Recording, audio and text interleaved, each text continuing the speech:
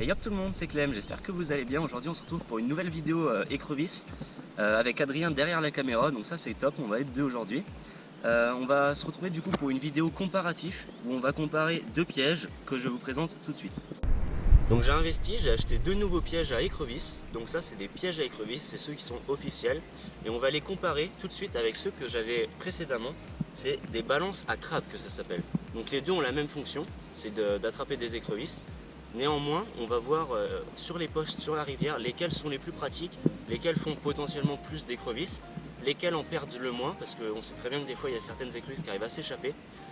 Là tout de suite comme ça, on peut déjà tout de suite remarquer quelque chose, c'est le diamètre. Donc voilà, le diamètre de la balance à crabe est légèrement plus grand. La taille du ressort également a l'air un petit peu plus solide au niveau de la balance à crabe. Donc sur des gros appâts ça peut peut-être jouer. Deuxièmement, elle est en fer, donc beaucoup plus solide, beaucoup plus rigide. Potentiellement aussi beaucoup plus de poids pendant la remontée avec la perche. Donc ça peut être un des inconvénients que l'on pourra observer. Donc celui-là beaucoup plus léger également. Moi le premier truc là tout de suite qui me frappe et puis qui me fait dire que je suis moins confiant là-dessus, c'est la maille en tissu. Voilà, pour moi vu que c'est du tissu, ça a beaucoup plus de faculté pour s'accrocher sur de la mousse, sur des branches dans le fond. Voilà, la moindre petite impureté sur le fond pourrait venir bloquer notre piège. Voilà, donc on va pouvoir comparer ces deux pièges aujourd'hui. On va vous donner du coup notre ressenti sur la fin de la vidéo, donc restez bien jusqu'à la fin de la vidéo. Allez, c'est parti. Donc on va utiliser, comme appât aujourd'hui, des gros gardons. Voilà, du gardon, tout simplement des gardons. Allez, c'est parti, on y va. On va attacher les pièges.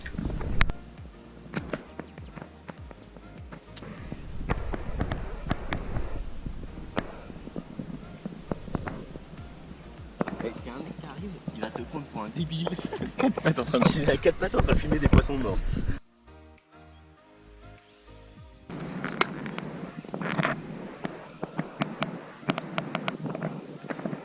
Bon bah déjà au niveau de l'attache c'est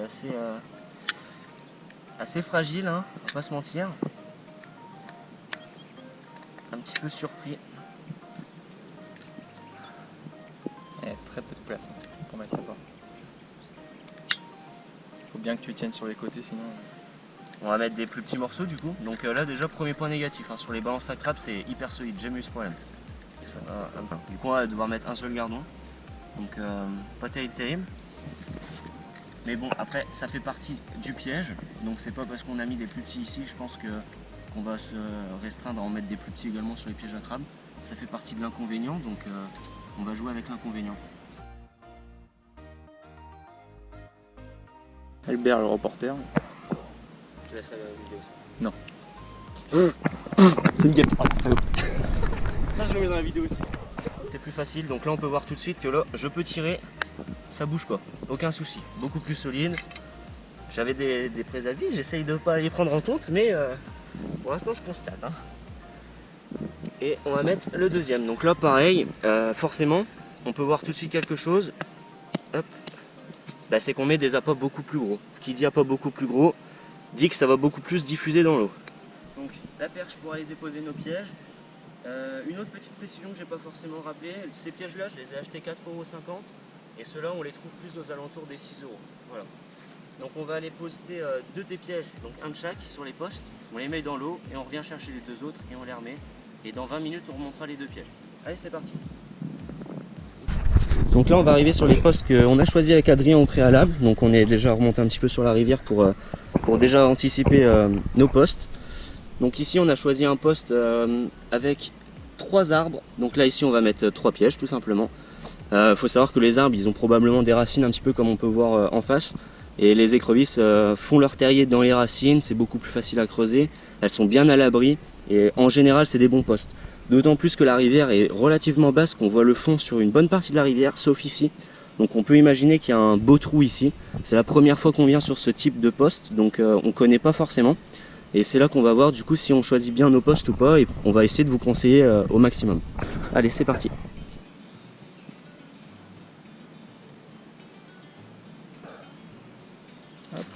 C'est bon, il est dans l'eau. Donc là on emmène sur les postes 3 et 4. Donc toujours un piège en tissu et un piège métallique. Donc là c'est le poste. Une zone assez calme. avec du coup une arrivée de courant. Une arrivée de courant sur la gauche. On descend, on en met une là, regarde. On en À met gauche, une là-bas, Ouais. dans les racines, et on va en mettre une ici. Et du coup, Un on ras de pourra l'arbre. intervertir les deux. Je vais descendre, tu vas m'envoyer les pièges? Ouais.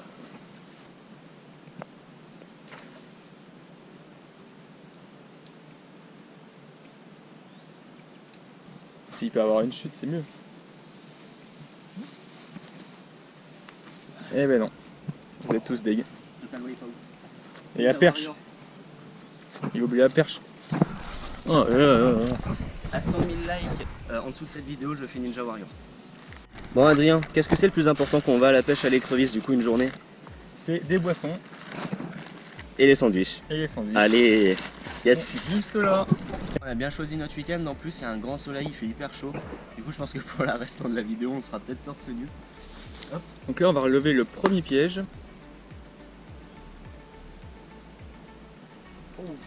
Et il y en a quelques-unes, là vous voyez pas. Il y en a deux. Et il y en a Ça une arrive. énorme. Clément relève. Faudrait un petit moulinet sur la perche. Ouais. Hop, ça arrive. Il y en a une très très grosse, effectivement. Elle est énorme gros, regarde. Hop. T'as vu la taille? Et l'autre elle est vraiment grosse. L'autre elle est emmêlée dans le fil. Soit elle joue la morte, ou je sais pas, mais Elle par bronze. contre, on peut voir que le gardon a vraiment été Ah bien ouais. mangé. Les yeux en premier, hein, de toute façon la chair molle. Donc là c'est cool. Donc moi en première impression, là j'ai l'impression qu'on n'en a pas forcément perdu. À partir du moment où on remonte, je pense que c'est assez compliqué pour les écrevisses de pouvoir s'en défaire. On le remet une deuxième fois et après on intervertira avec les pièges à crabe. Hop. Vraiment très grosse. Je vais essayer de vous la montrer. Ah, je vais essayer de vous la montrer. C'est un homard. Hein. Je pense que c'est la plus grosse de la saison. Elle est vraiment La grosse. taille des pinces gros. C'est vrai qu'elle est par rapport à la taille de C'est ma un main, homard. Hein. elle est vraiment très grosse. Elle est vraiment Très belle pince. Ouais, elle est belle. Alors le deuxième poste. Hop. Je Ouais. vois pas encore. Il y en a quelques-unes apparemment. 3, 4. Ça arrive. Donc et forcément l'appât est beaucoup plus gros. Hein. Et voilà, effectivement il y en a 4. Donc 4 belles. Donc là quand j'ai remonté le piège, j'en ai pu voir certaines qui essayaient de se propulser. Elles ont quand même été maintenues dans le piège, donc elles n'ont pas réussi à se sauver. Hop, donc voilà, donc c'est bien, 4 en plus. Donc là 4 et puis 2 pour le piège à écrevisse classique on va dire. Il va voir le résultat. Ouais, il y en a. Il y en a eu 2. Une qui a essayé de se sauver mais qui a été maintenue du coup par le filet. Voilà, donc je pense que c'est vraiment bien je pense ce Tiens. système là. Relève-moi, je vais. C'est un des systèmes personnellement que j'aime bien pour le moment. Ah, le gardon est pas trop usé. Ouais. Ils ont vraiment pas beaucoup attaqué. Hop. Donc là forcément je pense que ça a pas dû... Donc il va remettre sur le poste. Pareil pour encore une vingtaine de minutes, voire une demi-heure. Ça dépendra si on met longtemps à manger nos sandwichs.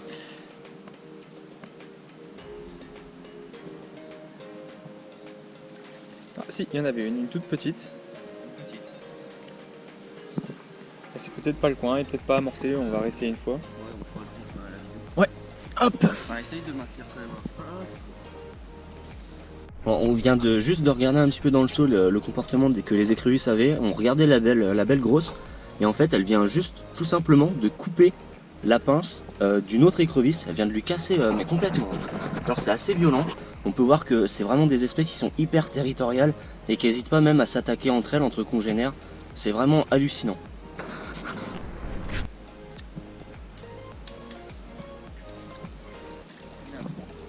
Par contre, j'ai une branche avec. Premières impressions sur le piège, t'en penses quoi? J'ai eu un peu de mou là, mais je pense que c'était. Là, vraiment tout décortiqué. C'est bien fait attaquer quand même. Ah, c'est cool, 3 en plus. Hein. Allez, donc 3 pour le tissu. Il est juste là, hein. Là, lève. Vas-y. Hop. Ouh.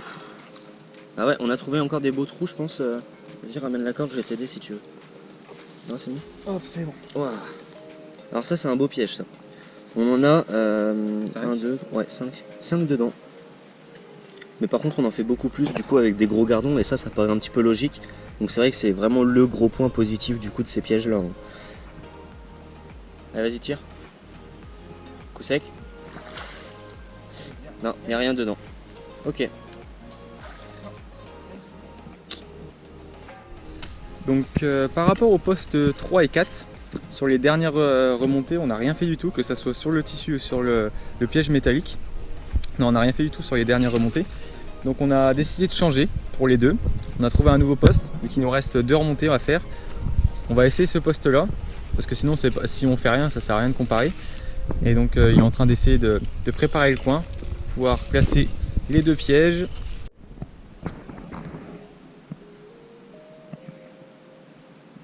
C'est la première relevée depuis le changement. Hop. Et on en a 4 en plus. 4 en plus pour le piège métallique. Hop, remonter. Oh, il y en a une qui était accrochée à l'extérieur. Et qui... Tu viens d'en perdre une? Ah mince. On a 4 également. 4 également, malgré que la passe soit un petit peu plus petit. Oh, tout ça pour ça. Il y en a une. Il y en a symbolique également. une aussi, un peu plus grosse. Donc dernière remontée pour le piège métallique, il me semble. Ici. Non, on est sur le piège Métallique, hein. Hop. Allez Adrien. Alors, on a Une. Allez, le dernier piège. Allez Adrien. Ouais, je crois que j'en vois 2. 3. Elles ont décroché le gardon.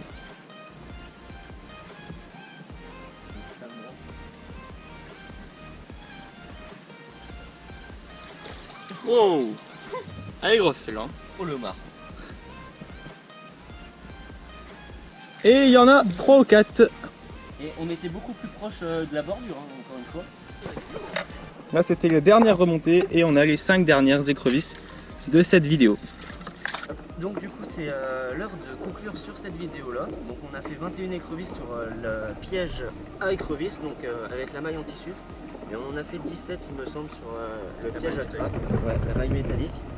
Donc on va pouvoir vous dire nos ressentis parce qu'on ne peut pas vraiment conclure sur un piège qui serait potentiellement plus efficace en nombre d'écrevisses par rapport à l'autre. Adrien, donc qu'est-ce que tu as pensé du coup de la différence entre ces deux pièges? La différence c'est plus lors de la remontée, on a l'impression que c'est plus facile de remonter les pièges en tissu, on a moins l'impression que les écrevisses sortent du panier. Et donc c'est plus à ce niveau-là même à la descente, on a l'impression que vu qu'il est plombé en fait sur les deux anneaux, on a l'impression qu'il descend plus facilement de façon verticale, alors que celui-là a tendance à descendre de façon horizontale selon différents motifs. Ouais. Donc je suis assez d'accord avec toi, c'est vrai que j'ai trouvé qu'il était quand même beaucoup plus facile à remonter. On avait l'impression également que les écrevisses, une fois qu'on l'avait du moins tendu, que les écrevisses, peu importe où se situaient dans le piège, que l'on remonte vite ou pas, qu'elles avaient beaucoup de mal à ressortir. Ça c'est peut-être un avis personnel, mais je pense quand même que les écrevisses s'accrochent un petit peu avec leurs pinces quand même dans les mailles en tissu. Deuxième point qu'on a pu remarquer, c'est que quand on remonte du coup un petit peu de travers, c'est vrai que ce piège-là reste du coup, je pense, un petit peu plus efficace que le piège à crabe. Et également au niveau de la profondeur. C'est vrai que dès qu'on arrive sur des profondeurs qui vont dépasser le mètre, c'est ce piège-là qu'il faut favoriser, on va dire, par rapport à celui-là, où lorsqu'il va être tendu, on a une moins grande réserve, avec un angle qui va rester quand même relativement vers l'intérieur. Alors que sur le piège à écrevisse, on voit que la maille est quand même dirigée vers l'extérieur. Voilà. Ensuite, en dernier point au niveau des appâts, c'est là où on rejoint le premier avis qu'on s'est fait quand on a placé les appâts. Ouais. On peut placer un appât qui est beaucoup plus gros sur la balance qui est métallique. Le ressort est beaucoup plus résistant aussi. Ouais. Par rapport à celui-ci, on a une pièce en plastique en dessous. Et donc on a pu voir que lors du premier placement, la pièce a sauté. Ouais. Après ça n'a pas joué au niveau des écrevisses, mais par contre on arrive moins, vu que le poisson est plus petit, on dure moins longtemps sur... c'est ça. Alors après évidemment si vous avez déjà regardé je pense notre dernière vidéo du coup sur les différents types d'appâts, si on est sur des appâts de type des brèmes par exemple, on va devoir forcément couper des filets de petite taille, là où sur le piège à crabe on va pouvoir couper juste la brème en deux et l'insérer directement dans le piège. On a également du coup une faible résistance. Je pense que le piège à écrevisse comme ceci a une durée de vie plus faible et devra peut-être être changé plus fréquemment. Et comme on l'a dit dans les vidéos, je pense que sur des spots où il y a beaucoup de branches, ce piège-là va s'accrocher très facilement, je pense, dans les branches fou. Voilà, donc sur ce, j'espère que cette vidéo-là vous aura aidé à vous décider du coup, sur quel type de piège acheter.